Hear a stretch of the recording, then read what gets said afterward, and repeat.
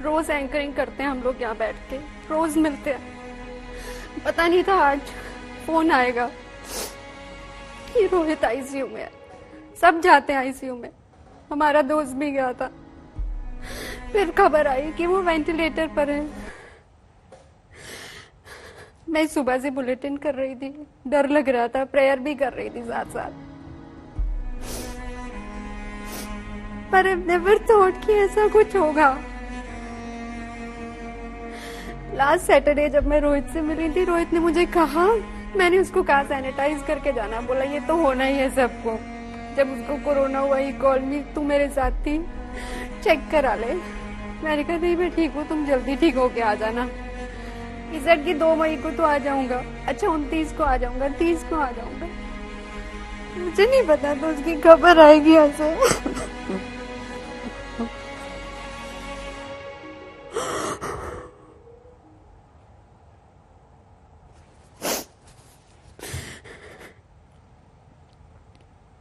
आप लोग दंगल देखते हैं, यही बैठ के वो दंगल करता था। मैं 2:30 बजे जाती थी, वो मेरा रिलीवर।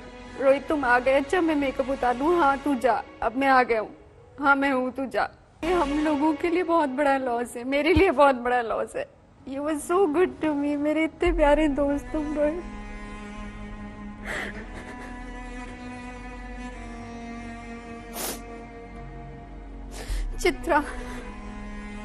चित्रा मैं क्या पूछूं तुमसे, क्या पूछूं चित्रा, अब तो कोई शब्द ही नहीं है पूछने के लिए।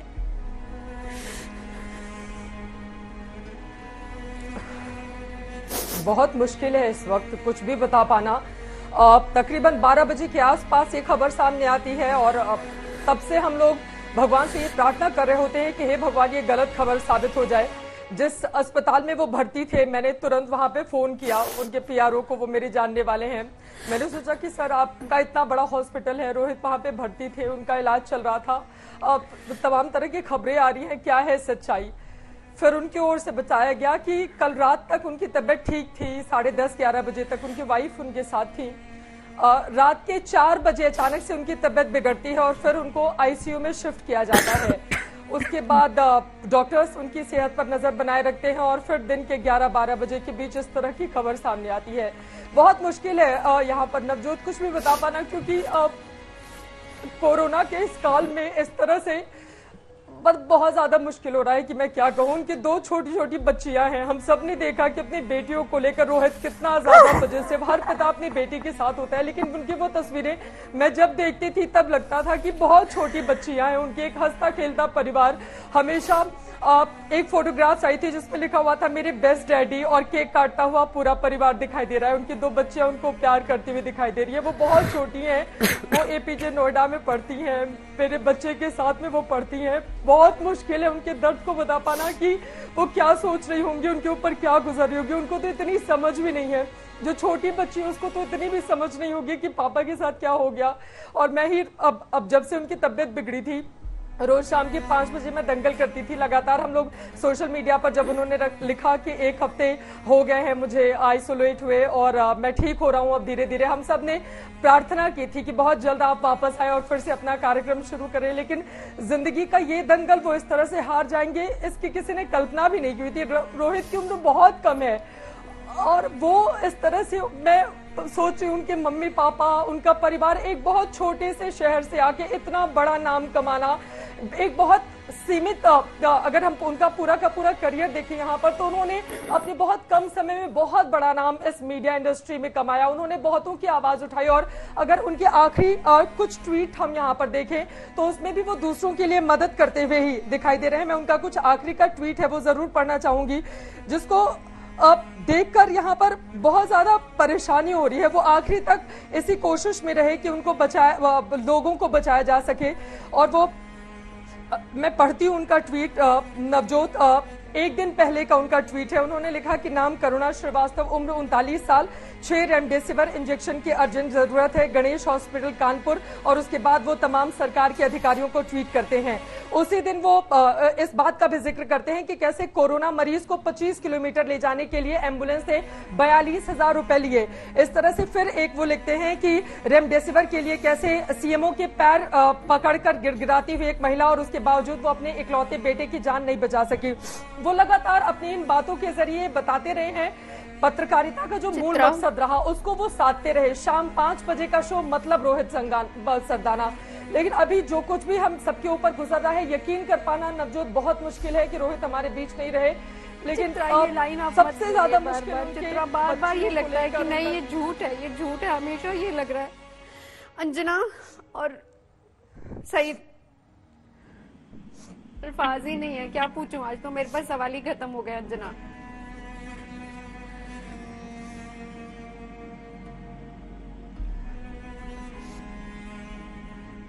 सईद कुछ बोलो प्लीज। क्या क्या क्या बोलूं नवजोत, पूरे हिंदुस्तान से फोन आ रहे और सिर्फ एक सबसे ये निकल रहा है कि हम अपने रोहित को नहीं बचा पाए। और क्या बोलूं मैं, जब फोन कर रहे किसका फोन उठाऊं, किसका फोन नहीं उठाऊं।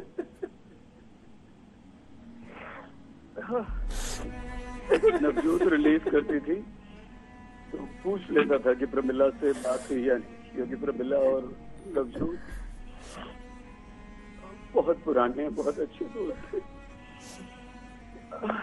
सईद, आज तो प्रमिला से भी बात नहीं हो पाई। सुबह कॉल किया, वो बहुत रो रही थी। सईद, लास्ट सैटरडे हम तीनों साथ में थे, तुम, मैं और रोहित, हम तीनों साथ में मेकअप रूम में थे। याद है मुझे नवजोत बता देती थी कि प्रमिला से बात हो गई है, रोहित से बात हो गई है, लेकिन आज हिंदुस्तान भर से फोन करके सब किसी को विश्वास नहीं हो रहा है, किसी को भरोसा नहीं हो रहा है, कोई ये मानने को तैयार नहीं है, दिल मानने को तैयार नहीं है अभी भी। काश ये खबर झूठ हो, बस काश ये खबर झूठ हो। हम यही कह रहे हैं। अंजना आप प्लीज कुछ बोलिए। नवजोत, बहुत मुश्किल है बोलना ऐसे वक्त पे। लगभग 20 साल पहले जी न्यूज में मैं पहली बार मिली थी रोहित से। क्या बताऊं आपको, मेरी बेटी की फोटो के साथ एक कीचेन बना के दिया था, कहा था बेटियों को हमेशा ऑफिस में भी साथ रखना चाहिए। बेटियों के बारे में सोच के कलेजा फटता है, कलेजा फटता है उसकी 2 बेटियों के बारे में सोचकर। यकीन ही नहीं होता, इतना मुस्कुराता, हर बात पर मजाक करता, बड़े से बड़े फ्रेंड के साथ जाओ, याद तो ऐसे कर ले।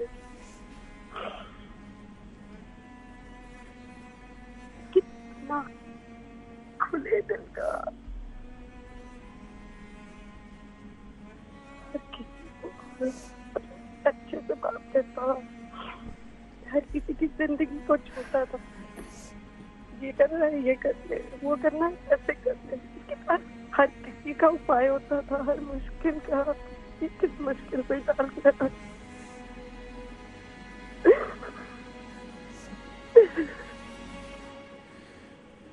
उसकी पत्नी हमारे रिपोर्टर प्रमिला इतनी मेहनती बच्ची,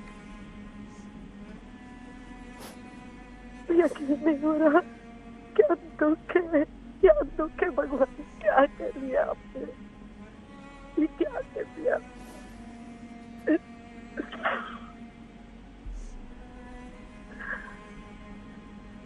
अपनी बेटी ये फोटो सामने रखता था, इतना प्यार करता था अपने बच्चों को।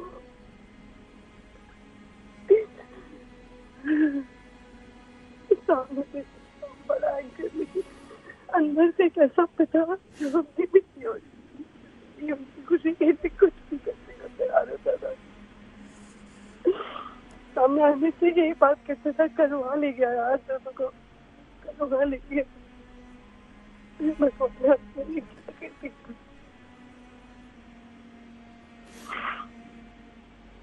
हर मुश्किल के लिए उसके पास कोई ना कोई मदद, कोई ना कोई उपाय होता था।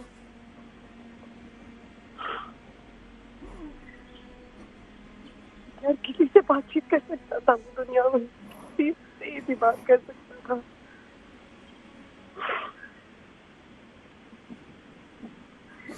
चेहरे से मुस्कुराहट कोई नहीं भूल पाएगा।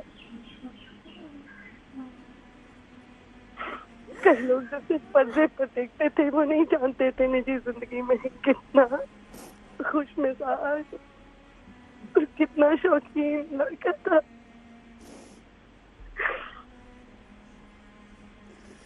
हर चीज तरीके से करने से, परहेज करने से।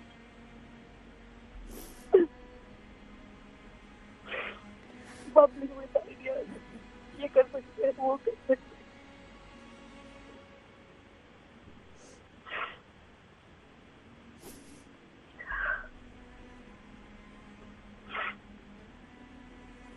लगाती हूँ इतना हाजिर जवाब कि कोई भी सोचता रह जाए, उससे पहले 10 बातें बोलते उसके सामने। बहुत हाजिर जवाब सबको चुप कर गया।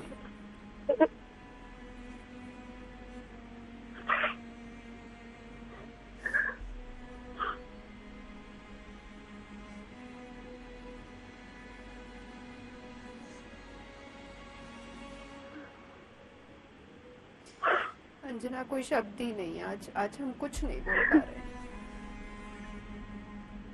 सही, आप कुछ बोलिए। मुझे अभी भी ऐसा लग रहा है, मैं स्टूडियो बैठी, मुझे ऐसा लग रहा है बगल से अभी निकलेगा रोहित, आ जाएगा। ठीक है, अब मैं आ गया हूँ। आज भी बस अभी ये लग रहा है कि नहीं, कोई कह दे कि गलत, ये हो ही नहीं सकता, ये संभव नहीं है। नहीं, अल्लाह इतना निष्ठुर नहीं हो सकता, वो ऐसा नहीं कर सकता, नहीं कर सकता वो ऐसा।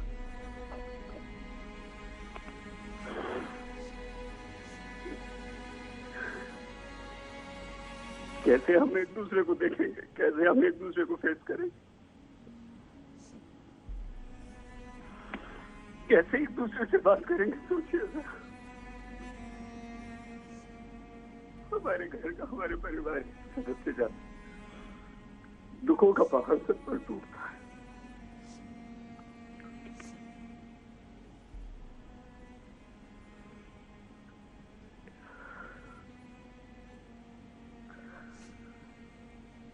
कह दीजिए, आप सब कह दीजिए कि गलत है, सही नहीं है।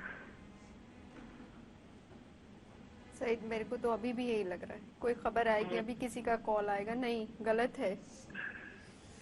सुबह से इंतजार कर रही हूँ। चित्रा,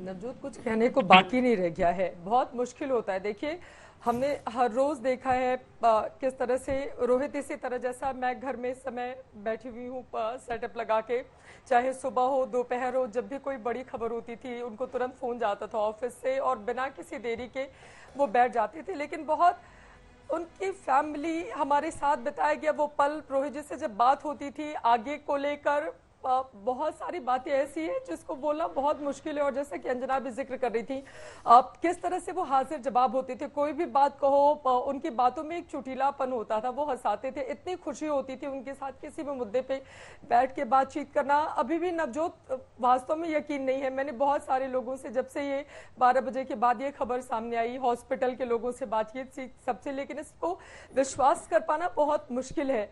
क्योंकि हम लोग कल रात में ऑफिस में थे, हमने अपना बुलेटिन खत्म करके हम लोग दूर दूर बैठे हुए थे सोशल डिस्टेंसिंग के साथ और बातचीत कर रहे थे जो लोग कोरोना, मैं खुद कोरोना को हरा कर आई, लेकिन रोहित के साथ इस तरह की स्थिति होगी वो भी तब जब वो उनकी तबीयत ठीक हो रही थी। ऐसा लग रहा था कि हो ना हो 2 तारीख को वो जरूर आ जाएंगे, बड़ा दिन है। और अब रोहित तो हमेशा मतलब काम को लेकर वो कितने ज्यादा पॉजिटिव, अपनी फैमिली को लेकर, उन बच्चियों को लेकर।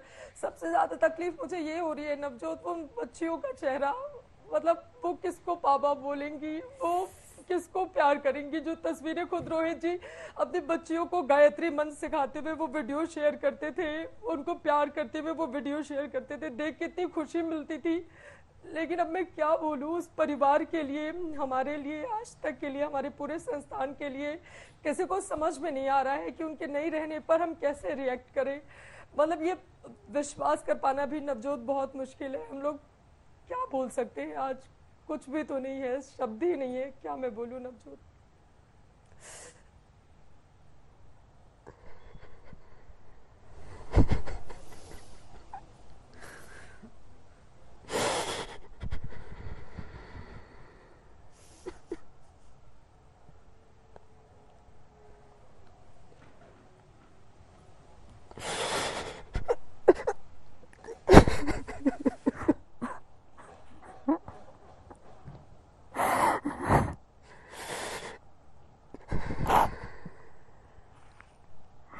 आज एक ऐसा बुलेटिन मुझे मिला है जो मैं कभी नहीं करना चाहूंगी लाइफ में, कभी भी नहीं करना चाहूंगी Chitra. I don't want to. मुझे हेडलाइन दे दी, मैं नहीं पढ़ पाऊंगी प्लीज, मैं बिल्कुल नहीं पढ़ सकती हेडलाइन।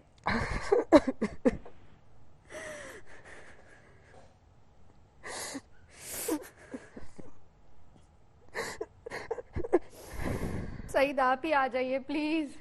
मैं यही हूँ, मैं स्टूडियो में हूँ सईद, मैं अकेले हूँ। मेरे को अभी भी लग रहा है अभी रोहित आएगा। कोई तो आ जाए प्लीज, मुझे अकेले यहाँ छोड़ा आपने। मैं यही हूँ जो सामने ही हूँ, लेकिन मैं कैसे आ जाऊँ, क्या करूँ बताओ।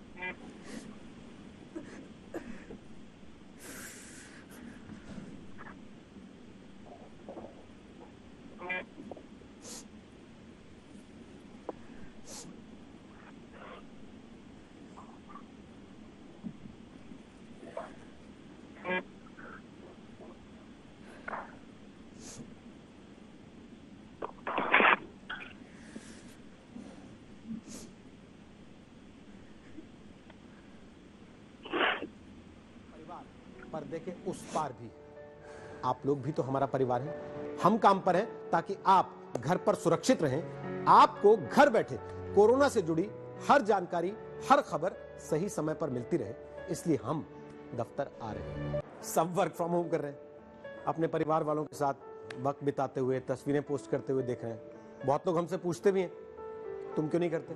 हमारा भी मन करता है बच्चों के साथ घर बैठकर फिल्म देख लें, हमारा भी मन करता है शाम को चाय अपने घर परिवार के लोगों के साथ पी लें, क्योंकि हमारा एक परिवार पर्दे के उस पार भी है। आप लोग भी तो हमारा परिवार हैं। हम काम पर हैं ताकि आप घर पर सुरक्षित रहें। आपको घर बैठे कोरोना से जुड़ी हर जानकारी, हर खबर सही समय पर मिलती रहे, इसलिए हम दफ्तर आ रहे हैं।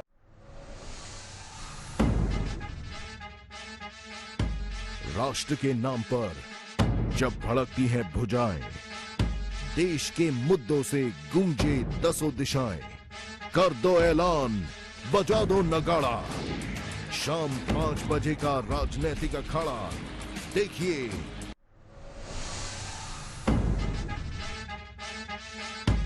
राष्ट्र के नाम पर जब भड़कती हैं भुजाएं, देश के मुद्दों से गूंजे दसों दिशाएं, कर दो ऐलान, बजा दो नगाड़ा, शाम 5 बजे का राजनीतिक अखाड़ा देखिए।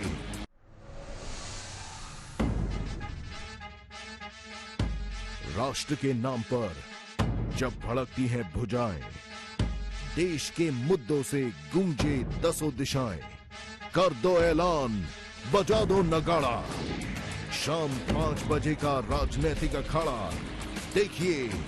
सब वर्क फ्रॉम होम कर रहे हैं, अपने परिवार वालों के साथ वक्त बिताते हुए, तस्वीरें पोस्ट करते हुए देख रहे हैं। बहुत लोग हमसे पूछते भी हैं तुम क्यों नहीं करते।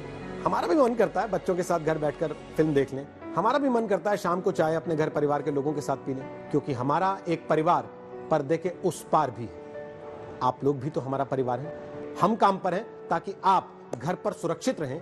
आपको घर बैठे कोरोना से जुड़ी हर जानकारी, हर खबर सही समय पर मिलती रहे, इसलिए हम दफ्तर आ रहे हैं। और इसी आज तक परिवार को गहरा सदमा लगा है। ये एक ऐसी खबर है जिस पर हमें ना यकीन हो रहा है, ना आप यकीन कर पाएंगे।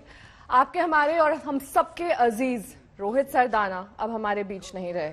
आज तक एग्जीक्यूटिव एडिटर और मुखर एंकर रहे रोहित सरदाना ने आज सुबह दम तोड़ दिया। उनका निधन हो गया है। रोहित एक हफ्ते पहले कोरोना से संक्रमित पाए गए थे।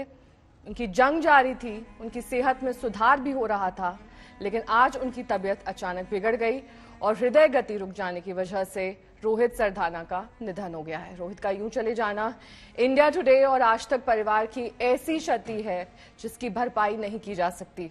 रोहित एक बेबाक पत्रकार थे, एक ईमानदार एंकर थे और एक बेहतरीन इंसान थे। उन्होंने आज तक के अलावा कई दूसरे मीडिया संस्थानों में भी काम किया है, जहां भी रहे अपनी छाप छोड़ी है। दुख और पीड़ा की इस घड़ी में हम सब इस शोक संतप्त परिवार के साथ हैं। हमारी संवेदना परिवार के साथ है। हमारी ईश्वर से प्रार्थना है कि रोहित के परिवार को संबल और साहस दे। चित्रा मेरी सहयोगी मेरे साथ बनी हुई है। चित्रा, कुछ देर पहले वो प्रोमो चल रहा था, हंसते मुस्कुराते रोहित, जिनकी मौत की खबर आज सुबह मुझे तब मिली जब मैं एंकरिंग कर रही थी।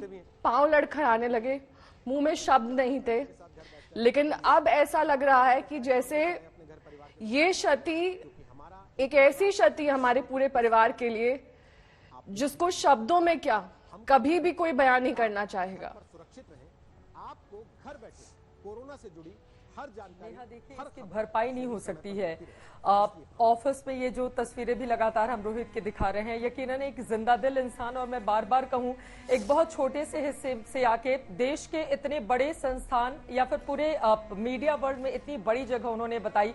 उनकी एक अपनी पहचान थी, उनको राष्ट्रवादी पत्रकार के तौर पर एक बड़ी पहचान मिली।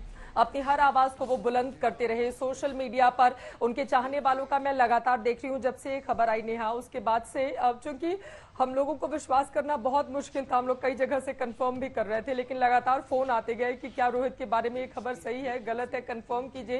किसी को हम जवाब कैसे दे, बस इस इंतजार में थे कि कोई बोल दे कि ये खबर अब पूरी तरह से गलत है। देखिए, चाहे शाम 5 बजे दंगल कार्यक्रम हो जिसको वो लीड करते थे, उनकी कई बातों को पूरा देश में अलग अलग जगहों पर गई नेहा, और हर जगह लोग मुझे बताते थे कि अरे हम आपका दंगल शो देखते हैं, रोहित सरदाना तक मेरी ये मैसेज पहुंचा दीजिएगा। और कई बार आके मैंने उन तक ये बातें भी पहुंचाई कि रोहित जी आपके फैंस मिलते हैं और वो मुझसे कहते हैं कि आप तक ये मैसेज पहुंचा दें। बहुत सारी बातें ऐसी पर्सनल प्रोफेशनल कुछ भी हो, रोहित सरदाना एक विश्वास पात्र ऐसे थे जिनसे आप अपनी बातें खुलकर कह सकते हो, उनसे कोई भी प्रॉब्लम हो।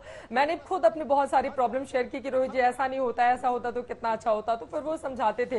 ये जो तस्वीरें हम देख रहे हैं कोरोना से जुड़े हुए, 1 साल से ज्यादा का वक्त हो गया, हम सब उससे जंग लड़ रहे हैं अब, लेकिन इस तरह से रोहित हम सबको छोड़कर चले जाएंगे।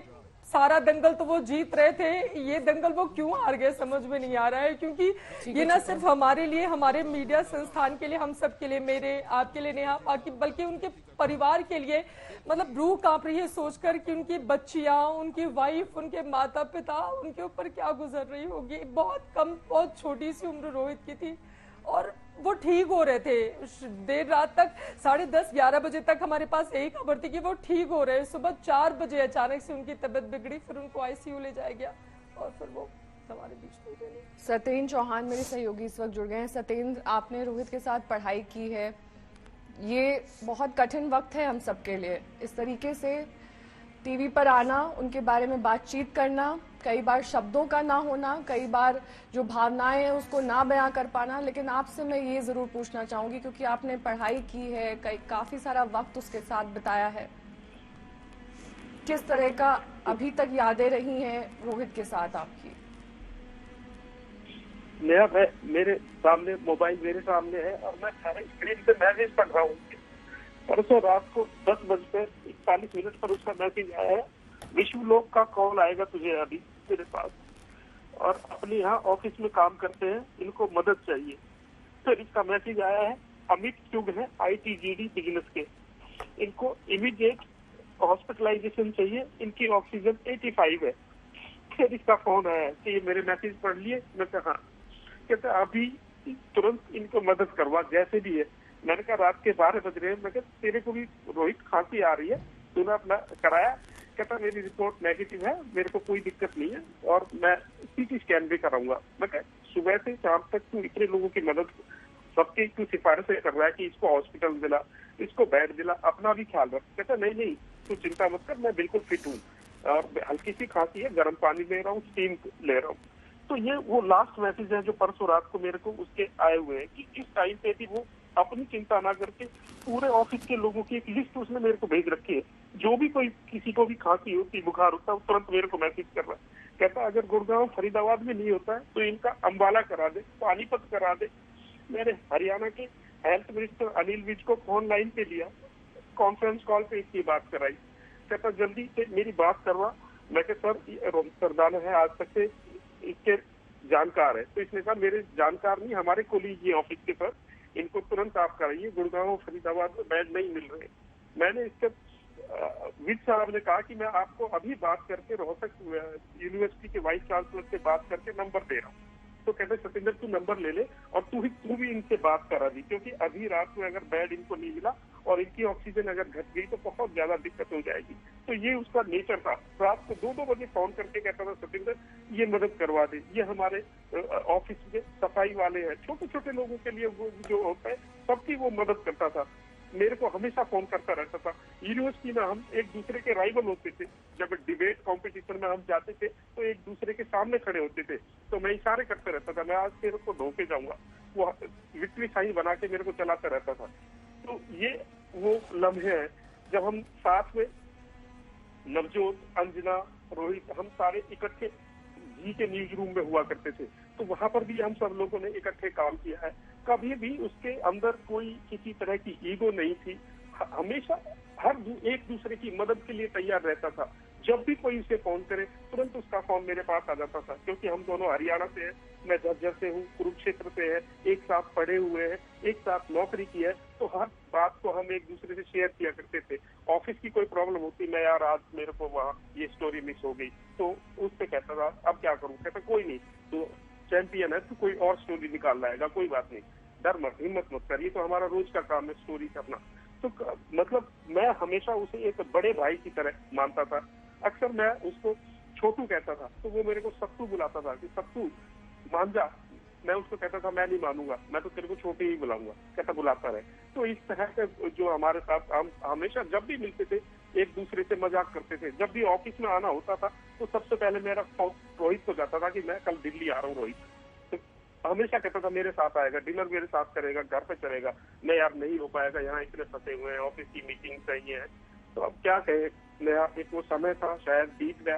अब सिर्फ शब्द है, इन शब्दों को घुमाते रहेंगे, इन तस्वीरों को देखते रहेंगे, इन फोटो को। बस ये याद है हमारे मोबाइल में बची हुई, उसकी यादें हैं। भगवान उसके परिवार को हिम्मत है। उसकी छोटी छोटी बच्ची है, दोनों बहुत टैलेंटेड बच्ची है। अभी भी वो बच्ची है, इतनी अच्छी पोएम बोलती है। उनकी पोएम में देखता रहता हूँ, मैं बोलता रहता हूँ, मैं उनको कहता रहता हूँ कमेंट जैसे फेसबुक को करते हैं, मैं अपने बाप पे मत जाना, बाप से अलग करना। तुम तो उसी लाइन पे चल रही है जिसपे तुम्हारा बाप चल रहा था। सतेंद्र अपना ख्याल रखिए, क्योंकि रोहित हमेशा हमको याद आएंगे। वो भले ही हमेशा हमारे बीच मौजूद ना हो, लेकिन यादों में, हमारी तमाम बातों में हमेशा उनका जिक्र होता रहेगा।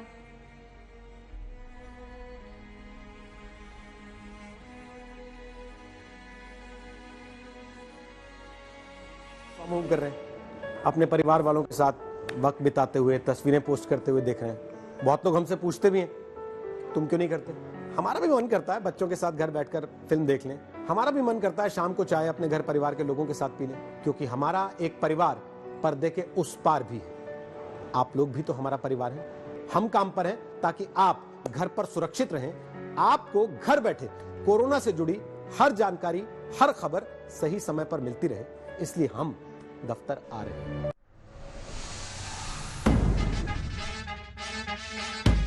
राष्ट्र के नाम पर जब भड़कती हैं भुजाएं, देश के मुद्दों से गूंजे दसों दिशाएं, कर दो ऐलान, बजा दो नगाड़ा। शाम 5 बजे का राजनीतिक अखाड़ा देखिए। नमस्कार, आप देख रहे हैं आज तक। मैं हूं आपके साथ रोहित सरदाना।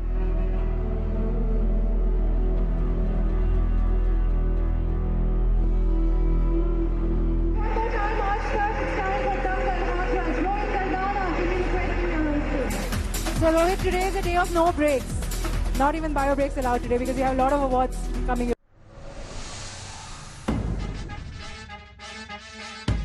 राष्ट्र के नाम पर जब भड़कती हैं भुजाएं, देश के मुद्दों से गूंजे दसों दिशाएं, कर दो ऐलान, बजा दो नगाड़ा, शाम 5 बजे का राजनीतिक अखाड़ा देखिए।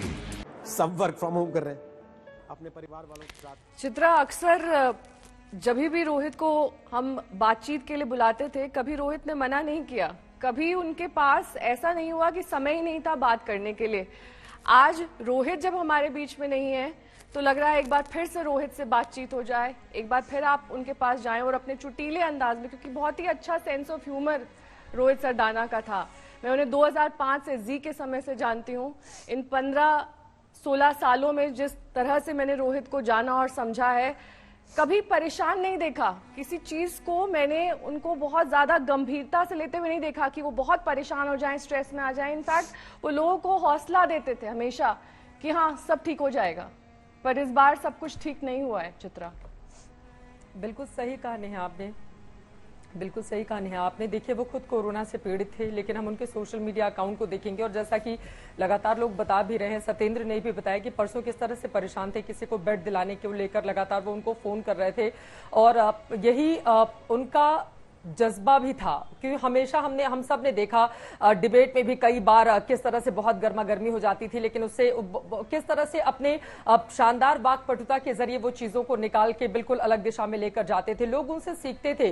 वो मौजूदा जो नई पीढ़ी आ रही है पत्रकारिता की, वो उसके आदर्श थे और यकीनन हम सब ने उनसे बहुत कुछ सीखा है। बहुत सीनियर जर्नलिस्ट थे और मैं लगातार देख पा रही हूँ कि उनके नहीं रहने पर मैं कुछ लोगों का ट्वीट, क्योंकि मेरे पास शब्द नहीं है नेहा, मुझे माफ कीजिएगा, मैं बार बार क्या बोलूं, मुझे बस उनके परिवार को लेकर बहुत तकलीफ हो रही है, उन बच्चियों को लेकर जब मैं क्या बोलूं। लेकिन लोग किस तरह से उनको याद कर रहे हैं मैं जरूर यहां पर रखना चाहूंगी। देखिए, खुद मुख्यमंत्री योगी आदित्यनाथ ने ट्वीट किया है, शिवराज सिंह चौहान ने ट्वीट किया है, राजनाथ सिंह, हाल ही में हम सब ने देखा था कि बंगाल इलेक्शन पर किस तरह से उनका इंटरव्यू रोहित ने लिया था। उसके ठीक पहले हम सब ने देखा था बंगाल जाकर कैसे गृह मंत्री अमित शाह का इंटरव्यू रोहित ने लिया था। उस इंटरव्यू की बहुत तारीफ भी हुई थी, बहुत अच्छे सवाल उनकी ओर से पूछे गए थे। लोग उनको किस तरह से याद कर रहे हैं मैं जल्दी से, चूंकि नोएडा में उनका निधन हुआ है, जिस अस्पताल में उन्होंने आखिरी सांस ली, यहाँ पर अलग अलग लोगों की अलग अलग लगातार प्रतिक्रियाएं आ रही है। मैं कुछ उसमें से पढ़ना चाहूंगी। डॉक्टर महेश शर्मा जो कि सांसद हैं नोएडा के, वो लिखते हैं कि वरिष्ठ पत्रकार टीवी एंकर रोहित सरदाना जी के असामयिक निधन की खबर से मैं स्तब्ध हूं, दुखी हूं। उनकी बेबाक और निष्पक्ष पत्रकारिता के लिए सदा सदा उनको याद रखा जाएगा। इसी तरह से पूरा का पूरा देश, जो हमारे साथी पत्रकार हैं, अनुपम खेर लिखते हैं, मेरे मित्र और हिंदी न्यूज जगत के साहसी दबंग न्यूज एंकर रोहित सरदाना की मृत्यु की खबर सुनी, तकरीबन 1 महीने पहले उनसे लंबी बात की थी, हमेशा जिंदा दिल, बेबाक और बेखौफ थे। उनके जाने का दुख आत्मा की गहराई तक पहुंचा, प्रभु उनकी आत्मा को शांति दे। प्रोफेसर राकेश सिन्हा जो कि राज्यसभा के सांसद हैं, वो लिख रहे हैं, रोहित सरदाना जी, बड़े शौक से सुन रहा था जमाना, तुम ही सो गए दास्ता कहते कहते। रजत शर्मा जी हैं, इंडिया टीवी के हेड हैं, उन्होंने लिखा है कि टीवी एंकर रोहित सरदाना के निधन की खबर से आहत हूं। रोहित ने अपनी हिम्मत, मेहनत और लगन से एक बड़ा मुकाम हासिल किया। उनके जाने से पत्रकार जगत का भारी नुकसान हुआ है। दुख की इस घड़ी में ईश्वर उनके परिवार को शांति दे। गृह मंत्री अमित शाह का ट्वीट है, उन्होंने लिखा है कि रोहित सरदाना जी के इस तरह से असामयिक निधन की वजह से मैं दुखी हूं और ये पूरे राष्ट्र की एक क्षति है, इस तरह से कहते हुए उन्होंने याद किया है। आगे बहुत सारे लोग हैं, लगातार मैं देखते हुए चली जा रही हूँ, बहुत सारे लोगों ने अपनी अपनी बातें यहाँ पर लिखी हैं। मालिनी अवस्थी जी, उनके साथ बहुत क्लोज रिश्ता था, उन्होंने लिखा है कि हाथ कांप रहे हैं, इस खबर पर विश्वास नहीं कर सकती, हतप्रभ मेरा सबका देश का प्रिय रोहित ऐसे कैसे चला गया समय, मेरे लिए वो छोटा भाई था, ये कैसा अन्याय कर दिया ईश्वर। प्रमिला दीक्षित जो उनकी वाइफ है, उनको टैग करते हुए उन्होंने लिखा है कि प्रभु तुम्हें इस अपार कष्ट को सहने की शक्ति दे, हम सब हैं तुम्हारे साथ, काल के आगे सब असहाय है। इस तरह से लगातार लोग अपनी अपनी बातें यहाँ पर लिख रहे हैं। तेजस्वी यादव वो लिखते हैं कि रोहित सरदाना जी के निधन की खबर सुनकर मैं काफी ज्यादा दुखित हूँ, भगवान से प्रार्थना करता हूँ कि वो उनके परिवार को शक्ति दें। बाबुल सुप्रियो कल रात हमारे साथ डिबेट में भी बैठे थे, वो खुद इस समय कोरोना संक्रमित हो गए हैं दोबारा। वो उनकी बिटिया के साथ उनकी तस्वीर लगाते हुए उन्होंने भी अपनी संवेदनाएं यहाँ पर जाहिर की हैं रोहित को लेकर। शुभ्राष्टा भी लिख रही हैं, बहुत सारे ऐसे लोग हैं। और एक के बाद एक योगी आदित्यनाथ जी का ट्वीट है, मुख्यमंत्री उत्तर प्रदेश। मैल ने लिखा है, वरिष्ठ पत्रकार, उनकी ओर से लिखा गया है, वरिष्ठ पत्रकार श्री रोहित सरदाना जी का निधन अत्यंत दुखद है। वो जनपक्षीय पत्रकारिता के अप्रतिम हस्ताक्षर थे। प्रभु श्री राम से प्रार्थना है कि वो दिवंगत आत्मा को शांति व शोकाकुल परिजनों को ये अथाह दुख सहने की शक्ति दें। इस तरह से मैं लगातार देख पा रही हूँ कि किस तरह लगातार रामलाल जी हैं जो आरएसएस से जुड़े हैं, उन्होंने लिखा है कि रोहित सरदाना नहीं रहे, विश्वास नहीं हो रहा, अत्यंत दुख, विनम्र श्रद्धांजलि। इस तरह से लगातार वसुंधरा राजे सिंधिया पूर्व मुख्यमंत्री की ओर से लिखा गया है। आस्था के वरिष्ठ एंकर और देश के प्रतिष्ठित पत्रकार श्री रोहित सरदाना जी के आकस्मिक निधन का समाचार अत्यंत दुखद है। उनका देवलोक गमन पत्रकारिता जगत के लिए अपूर्णीय क्षति है। ईश्वर दिवंगत आत्मा को शांति व परिजनों को धैर्य प्रदान करे। जगत प्रकाश नड्डा जी हैं जो कि बीजेपी के राष्ट्रीय अध्यक्ष हैं, उन्होंने लिखा है कि प्रसिद्ध मीडिया पत्रकार रोहित सरदाना जी के असामयिक निधन के समाचार से स्तब्ध हूं। उनका जाना पत्रकारिता समाज के लिए अपूर्णीय क्षति है। ईश्वर से उनकी आत्मा की शांति व शोक संतप्त परिजनों को संबल प्रदान करने की मैं प्रार्थना करता हूं। इस तरह से लगातार पूरा का पूरा सोशल मीडिया इस वक्त भरा हुआ है। नेहा, समझ में नहीं आ रहा, 42 साल बहुत छोटी उम्र होती है। रोहित को तो अभी न जाने कितनी बड़ी बड़ी लकीर खींचनी थी। इस तरह से उनका जाना, हृदय गति रुक जाने की वजह से उनका आकस्मिक निधन हो गया। लेकिन परिवार, उनके जो परिजन, उनके जो चाहने वाले हैं, उनके दर्द को समेट पाना, बता पाना बहुत ज्यादा मुश्किल है। हम लोग बस ईश्वर से प्रार्थना कर सकते हैं उनकी बेटियों को, उनके परिवार को भगवान संबल प्रदान करे। लेकिन हम सब के लिए नेहा ये अपूर्णीय क्षति है जिसकी कभी भरपाई नहीं हो सकती है।